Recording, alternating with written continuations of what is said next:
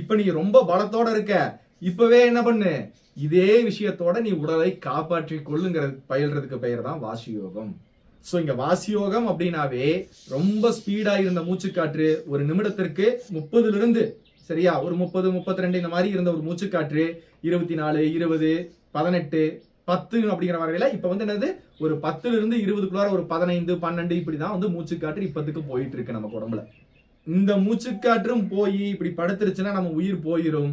அதனால அந்த மாதிரி உயிர் போகக்கூடாது அப்படிங்கிறதுக்கு பெயர் தான் நம்ம என்ன பண்றோம், வாசியோகங்கிற பெயர்ல, அதாவது பிராணாயாமங்கிற பெயர்ல இந்த மூச்சுக்காற்றை நம்ம நிறுத்துவதற்கு பயிலுமே தவிர குறைப்பதற்கு பயிலவில்லை. மூச்சுக்காற்றை குறைத்தால் யமன் கண்டிப்பா வருவான். ஏன்னா ஒவ்வொரு முறையும் நீங்க மூச்சுக்காற்றை விடும்போது இங்க போய் தட்டினா இந்த பிட்யூட்டரி சுரப்பி சுரந்தாதான், இந்த மூச்சுக்காற்று உள்ள போச்சுனாதான் நீங்க வாழ்வதே நிச்சயம். ஏன்னா இங்க போய் ஒரு தட்டு தட்டணும்.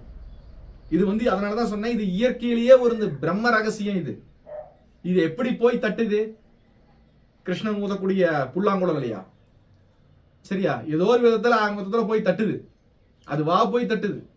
நம்ம எல்லாம் போய் தட்ட வேண்டாம். நம்ம நினைக்கிற மாதிரி மூண்டது மூலக்கணலை போய் மூலத்தை போய் தட்டு தட்டு தட்டுனா ஃபர்ஸ்ட் மூச்சுக்காற்றை எப்படி போகுதுன்னே நமக்கு தெரியாது.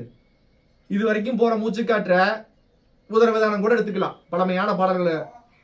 அதுக்கப்புறம் போய் எங்க போய் தட்டுவீங்க, எங்க போய் தட்டுவீங்க, தட்ட முடியாது.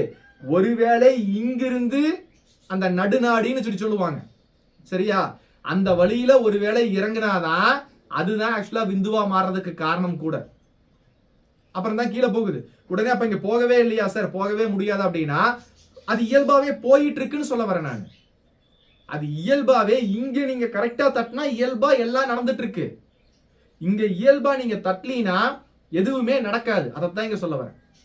இங்க இயல்பா நீங்க தட்ட தட்ட தட்ட ஒவ்வொரு தடவையும் இந்த கனலை தட்ட தட்ட தட்ட இந்த கனல் எரிய ஆரம்பிக்கும்.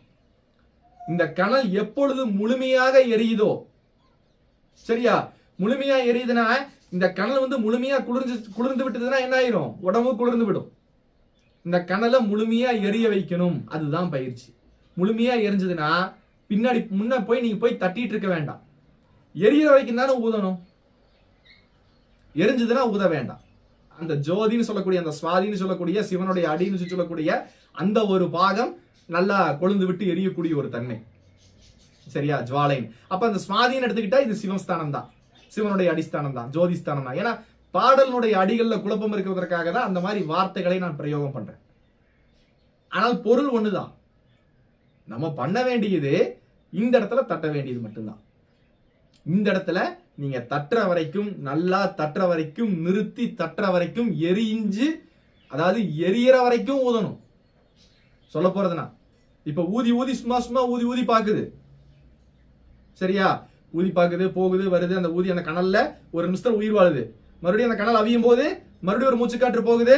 ஒரு கனல் எடுத்துக்கலாம், சரியா, ஒரு கருப்பு கனல், சரியா, கங்கனல் சொல்லி சொல்லுவோம்ல, அந்த கனல் எடுத்துக்கலாம். அந்த கனலை இப்ப ஊதுறோம். ஊதும் போது என்ன ஆகும், நல்லா சிவப்பா சுருன்னு வரும். அப்படியே மறுபடியும் ஆறப்போகும். மறுபடியும் ஒரு ஊதுனா சிவப்பா மறுபடியும் வரும், மறுபடியும் ஆறப்போகும். மறுபடியும் ஒரு ஊதுனா சிவப்பா வரும், மறுபடியும் அப்படியே இதா ஆறப்போகும். இதே விஷயம் தான் இங்க நடக்குது. இந்த இடத்துல நீங்க ஊதும் போது இது அப்படியே எரியுது, சுடர் விட்டு அப்படியே எரியும் போது என்ன ஆகுது, அடுத்தது அப்படியே உடம்பு எரிஞ்சிட்டு இருக்கு, சரியா, உயிர் போய் இருக்கு. மறுபடியும் அது அவிய போகும்போது என்ன ஆகுது, அவியும் போது மறுபடியும் மூச்சு போய் தட்ட ஆரம்பிக்குது. சோ இதுதான் இயல்பா நடக்கக்கூடிய ஒரு விஷயம்.